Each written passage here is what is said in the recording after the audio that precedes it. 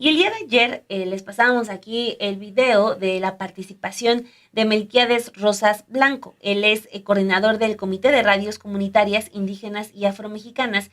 Y pues en su participación en este foro escuchamos pues este sentir que ha sido ya desde hace algunos años de que siempre los gobiernos hablan de la importancia que tienen las radios comunitarias, las radios que están en comunidades indígenas, que están en comunidades afromexicanas, pero ese apoyo realmente tarda en llegar o nunca se materializa, parece que queda solamente en el discurso, pero bueno, esta es una percepción de muchos de nosotros, pero invitamos mejor aquí a Melquiades Rosas, a Café Noticias, a quien le damos la bienvenida y le agradecemos mucho, mucho que nos tome esta entrevista. Melquiades, muy buenos días, muchas gracias por estar aquí en Café Noticias. Gracias, Daniela, gracias a Perla, muchas gracias por permitirnos hacer llegar nuestra palabra, una palabra que tiene una posición política ante este contexto, ante esta reforma de la ley de telecomunicaciones. Muchas gracias a ustedes y a su auditorio que en esta mañana nos está escuchando. Tengan una shinandashi, cuasi tibaseño, juruki, ibeshi, cuasi yacicatu, Perla Vázquez, Daniela Barragán, que ya vienen ya sí shashin atasi programa shimira programa Café y Noticias de sin embargo al aire nate chino nacional algo así te va a señor por lo que viene. Muy buenos días, Melquiades. Muchas gracias por tomarnos esta entrevista y hablar sobre estas primeras preocupaciones que ya escuchábamos que tuvieron ahí en el conversatorio que se están desarrollando en el Senado. Desde el punto de las radios comunitarias, de todo el trabajo que se realiza, desde estos espacios que tienen para dar difusión a mucha, mucha información y que incluso usted decía, ¿no? O sea, hago este énfasis en decir que son miles de personas que nos están escuchando, que están incluso todavía informándose a través de esto. ¿Cuál es la primera preocupación y la más importante que tienen desde estas radios para hacérselas llegar en el Senado de la República sobre esta ley de telecomunicaciones, Melquiades? Bueno, antes que todo hay que hacer memoria. En los acuerdos de San Andrés se estableció que una demanda principal en el tema de comunicación es que el Estado debe de garantizar que las comunidades indígenas deban o puedan operar medios de comunicación. Eso fue en los acuerdos de San Andrés. Y hasta el 2000 es cuando se reforma el artículo segundo constitucional y ahí se establece que sí, que las comunidades podrán operar y administrar una frecuencia de radio. Pero, oh sorpresa, que como comunidad, como pueblo, no podíamos obtener ese permiso, en ese tiempo así conocido, permiso, para operar una frecuencia de radio. Y nos obligó el Estado a constituirnos en una asociación civil sin fines de lucro. Esa fue la figura que nos obligó el Estado a que deberíamos de establecer en nuestras comunidades, porque en ese momento decía la ley de radiodifusión y telecomunicación que solamente personas físicas y personas morales podrían acceder a una frecuencia de radio. Y así lo hicimos. Y por eso siempre estaremos demandándole al Estado pues que debe de cumplir su función social. Ayer escuché muy poco lo que dijo el actual titular de la Agencia de Transformación Digital, y si lo escuchamos, pues se establece como un órgano regulador. No queremos un órgano regulador, queremos un órgano que realmente tenga ese carácter social, porque así lo establece la ley, ¿no? Dice, la radiodifusión y la telecomunicación son bienes públicos, ¿no? Pero bueno, es con lo que estamos combatiendo, una regulación, un ente regulador, más no un ente que propicie de las condiciones para que nosotros podamos hacer uso de ese espectro radioeléctrico. Ante eso nos enfrentamos, ante un Estado regulador y no un Estado que garantice el ejercicio de los derechos ya reconocidos en la Constitución. El año pasado, en el mes de septiembre, el presidente Andrés Manuel López Obrador pues, publicó el decreto, ¿no?, de esa reforma constitucional, y ahí claramente se dice cuáles son los derechos de los pueblos y de las comunidades indígenas y afromexicanas y el Estado, ¿qué debe de garantizar? Que las comunidades puedan operar sus propios medios de comunicación. Y doy un ejemplo. En la exposición de motivos que presenta la Agencia de Transformación Digital en esta iniciativa de la reforma de telecomunicación, pues nada más dice que esta ley se basa en el artículo 6º, que tiene que ver con la libertad de expresión o la libertad de ideas, en el 7º, en el 27, en el 28. Pero ¿qué pasó con el artículo 2º constitucional? No lo ven, o sea, no quieren ver que este Estado, que ellos se reconocen como Estado, no quieren reconocer que la nación es una nación pluricultural. Y si eso no se enuncia en este apartado que es pues la parte introductoria, la parte justificadora que tiene el Ejecutivo para modificar esta ley de telecomunicaciones, pues nos estamos dando cuenta de que lo sucesivo, pues nunca van a respetar ese artículo 2º constitucional en donde se protegen los derechos colectivos. Melquiades, entonces, ¿cómo calificaría esta propuesta de reforma? Ya lo apuntábamos, son varias las reformas en telecomunicaciones que intentan también, pues, apoyar, cuidar a las radios comunitarias, pero al parecer ninguna lo logra ni ninguna lo ha logrado concretar, ¿no? Entonces, ¿cómo calificaría esta propuesta de reforma en ese sentido con lo que nos acaba de detallar? ¿Se queda corta o de plano no alcanza a cubrir las necesidades urgentes de las radios comunitarias? Podríamos decir que en el 2013, cuando se genera todo este movimiento de la democratización de los medios, pues ahí se establecía eso, ¿no? Que los medios no pueden estar en manos de de un grupo hegemónico que siempre ha estado, ¿no? Que estos medios deben estar en manos de la ciudadanía. Y logramos que en esa ley, claro, esto en base también pues, a un recurso de amparo que interpusimos las comunidades indígenas. Tampoco fue una gratuidad del legislativo de ese año, sí, sino porque ya en el artículo 2º del año 2002 se reconocía esto de que las comunidades pueden operar sus medios de comunicación más el amparo. Entonces tampoco fue una gratuidad del legislativo de ese tiempo. Entonces, ¿qué se hizo ahí? Se reconoció que las comunidades indígenas pues pueden operar una frecuencia de radio, ¿verdad? Dos, se autorizó que el 1% de la publicidad oficial para esos medios comunitarios e indígenas. Y se estableció también la reserva del espectro, el 10%. Bueno, entonces podríamos decir, de ese año 2014, que se aprobó la ley y entró en vigor, hasta esto que estamos viendo hoy, que estamos analizando la ley de Telecom, podríamos decir, ¿cómo nos ha ido? Bueno, en primer lugar, sobre el tema de que las comunidades pueden operar una frecuencia de radio.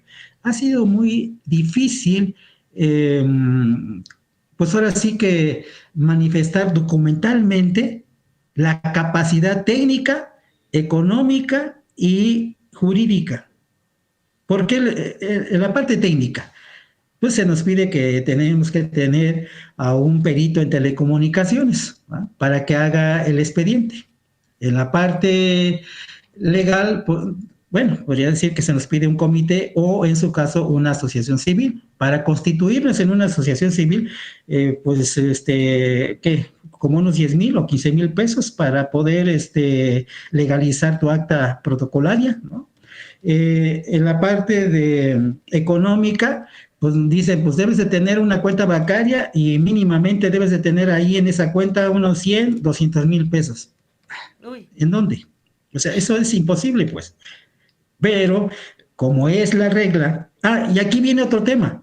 Aunque en esa ley de 2014 se reconocía que las comunidades podían operar y administrar una frecuencia de radio, el asunto es que los lineamientos, muchos de esos lineamientos son más coercitivas que la ley y que lo que dice la Constitución. Entonces, Muchas veces era más difícil cumplir esos lineamientos, que por cierto, esa es la otra fase de esta ley de Telecom, ¿no? Que posteriormente tienen que construirse los lineamientos. Pero bueno, Ujú.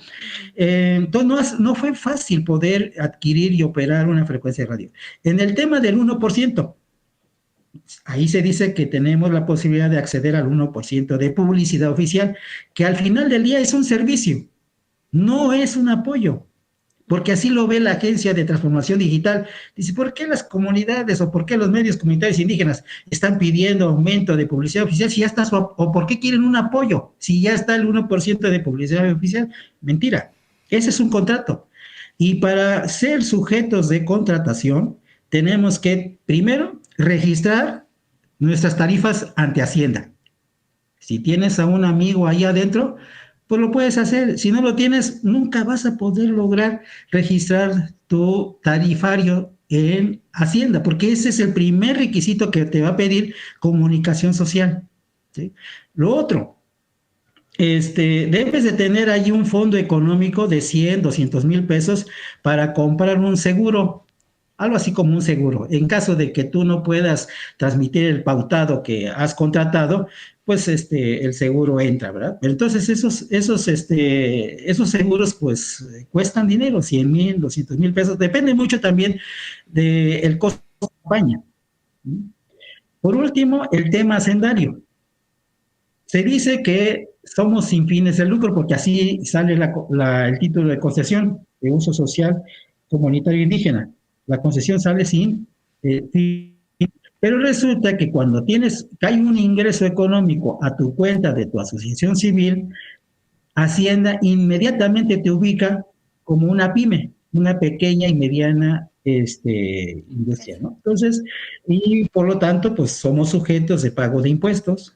Aquí en nuestra comunidad nadie nos da una factura. La señora que vende las tortillas, la señora que vende papelería, nadie. Entonces, regresas ese IVA, pero también el ISR, un impuesto sobre la renta. Entonces, Hacienda no reconoce el tercer sector de la comunicación indígena, o podríamos decir, no reconoce a otro sujeto. No reconoce al sujeto de la comunicación indígena. Entonces, por lo tanto, al final del día, estamos pagando un impuesto en estos 10 años que llevamos, o 11 años de la ley, esta ley que nos acompañó durante estos 10 años, estábamos haciendo cuentas que hemos pagado de impuestos cerca de 1 millón de pesos o 1,5 millones de pesos. De esos impuestos, ¿qué nos devuelve el Estado? Absolutamente nada. Entonces, no estamos diciendo que no tengamos que tener la cultura tributaria, al contrario, nuestras faenas, nuestras cooperaciones, nosotros somos de la cultura tributaria, o sea, el Estado no nos tiene que decir si, o no nos tienen que enseñar a ser contribuyentes, nosotros contribuimos gran parte del Estado, y el presidente Andrés Manuel López Obrador lo reconocía, pero desgraciadamente pues lo reconocía de palabra, porque al final él también promovió mucho eso, ¿no? De que dice el recurso directamente a los pueblos, a las comunidades, pero muchos de estos procesos de organización comunitaria nacen de estas iniciativas de las comunidades. Muchos de nosotros nacimos como organización, como ACE, pero al final fuimos, pues ahora sí que desconocidos, ¿no? Muchos por ejemplo, la Radio Nandial nace como una asociación civil, pero como les digo, obligados por el Estado, no por nuestra Y en, propia voluntad.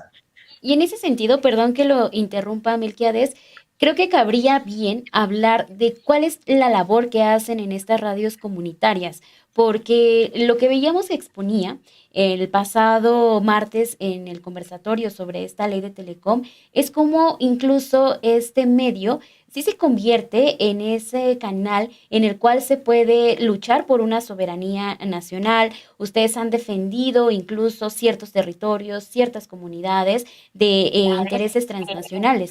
Entonces, ¿cuál es la labor y la importancia justo de que tengan ese reconocimiento desde esta ley, ¿no? Que puedan avanzar. ¿Qué trabajo desarrollan en las radios comunitarias y cómo poder apoyarles y qué es lo que se pide en esta nueva legislación? Bueno, gracias por esa pregunta, porque efectivamente tal pareciera que pues nuestra palabra va más en ese, pues dar a conocer el viacrucis que hemos vivido, y nunca ponemos por delante también lo que hemos hecho también, ¿no? Pero porque a veces en esta tarea de defender el derecho a la libertad de expresión, el derecho a defender el derecho a la información y a todo esto del territorio, pues perdemos también en nuestro discurso qué hemos hecho. Bueno, ¿qué es la comunicación indígena actualmente, o qué es la comunicación comunitaria y afromexicana? ¿A qué responde? En primer lugar, lo que ya señalabas, ¿no? La defensa de nuestro territorio.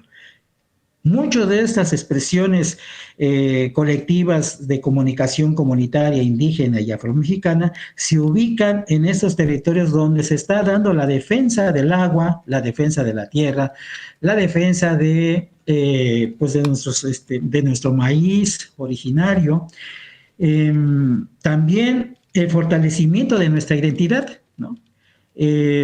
¿A qué nos referimos con nuestra identidad? Pues seguir defendiendo nuestras propias formas de organización, que ante esto, quien ha promovido no el desplazamiento, pero sí una práctica recurrente de que nuestro tejido comunitario se vea lesionado, son los partidos políticos. Y ahí tenemos toda la propaganda del Instituto Nacional Electoral, que a través de ellos pasa la propaganda de los partidos, y muchas veces estos contenidos pues violentan la vida comunitaria, las familias se enfrentan. Entonces la radio comunitaria ha tratado de que privilegiar la filosofía, la cosmogonía, la cosmovisión de nuestros pueblos. También promueve y fortalece estas formas organizativas económicas, la mano vuelta, la ayuda mutua, el respeto a la palabra. Si tú das una palabra, pues hay que cumplir esa palabra, cumplir los cargos.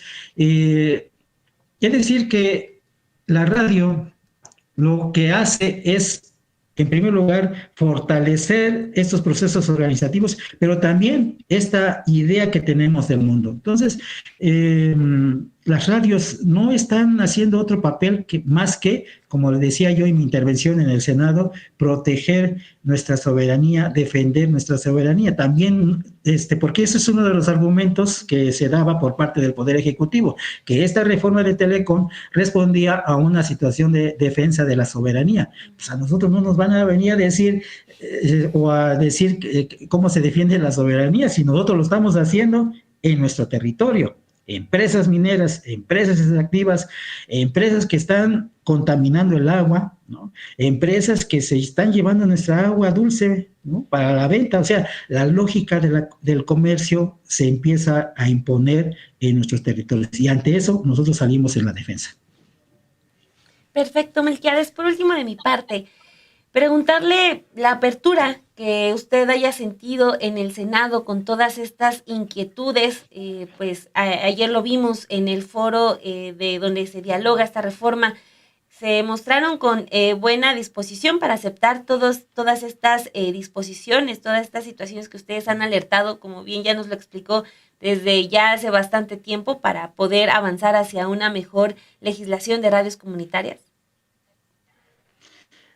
Pues ahora sí que el sentimiento que me quedó en ese momento, pues es de que el Estado como tal, la oposición como tal, están viendo una reforma de telecomunicación desde la perspectiva económica y desde la perspectiva hegemónica, otra vez. Es decir, un Estado monista que no permite, que no entra en su mente que esta nación es pluricultural, ¿no?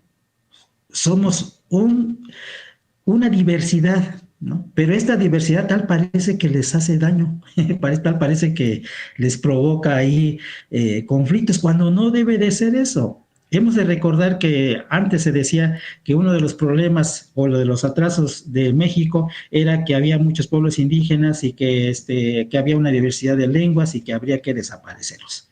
Hoy, pues la Constitución reconoce que esta nación es pluricultural, pero no, porque ahí te das cuenta, o sea, están protegiendo intereses económicos, están protegiendo una visión única, una visión hegemónica, y que si no fuera por ustedes, pues estaría prevaleciendo esa idea hegemónica, ¿no? Y que agradezco mucho que ustedes sean parte de este proceso de descolonización, porque también ellos no están en esa perspectiva de dejar ese pensamiento colonialista, ¿no? Y por eso esta reforma de telecomunicaciones que se enmarca en seguir reafirmando un proceso colonialista. No hemos dejado de ser, en primer lugar, nosotros como pueblos originarios, ser colonizados, y el Estado seguir haciendo eso, un Estado colonialista. Bueno, Melquiades, por último también, los conversatorios van a seguir, usted va a participar, ¿de qué manera piensa que incluso estas ideas que dejó en estas participaciones que tuvo puedan tener injerencia en esta ley de telecomunicación? ¿O lo descarta por Van, completo? no, van otros compañeros y van otras compañeras. Hoy participa una compañera que ella y otros organizan esta producción radiofónica que se llama Canto de Sensontles.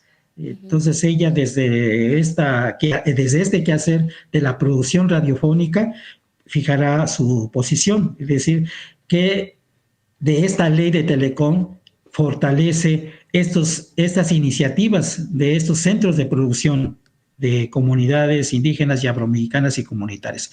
Posteriormente llegará otra compañera el 20 de mayo, que dará la visión desde la visión femenina, es decir, cuál es la visión femenina ante esta reforma de Telecom, porque también debe de prevalecer la visión femenina en esta reforma. Porque como les digo, el sabor de boca que me dejó cuando participé es que son los agentes económicos quienes están ahora sí que marcándole el paso al Poder Ejecutivo, cuando el Poder Ejecutivo tiene que privilegiar una ley que proteja, promueva, desarrolle la función social de la comunicación. Perfecto, Melquiades, le agradecemos mucho sus comentarios. También pues esperamos que todas estas inquietudes, las exigencias de las radios comunitarias sean escuchadas para esta nueva reforma. Ojalá se concrete. Y le agradecemos mucho que haya estado aquí en Café y Noticias. A ver si tenemos oportunidad más adelante de dialogar otra vez para ver cómo fue el avance de estos foros. Muchísimas gracias, Melquiades. Sí, por cierto, vamos a tener un encuentro de comunicadores indígenas, afromexicanos indígenas, posteriormente de la ley, porque ahí vamos a Ok, decir cómo nos fue y ahí contaremos esa historia. Muchas Perfecto, gracias. estamos atentas.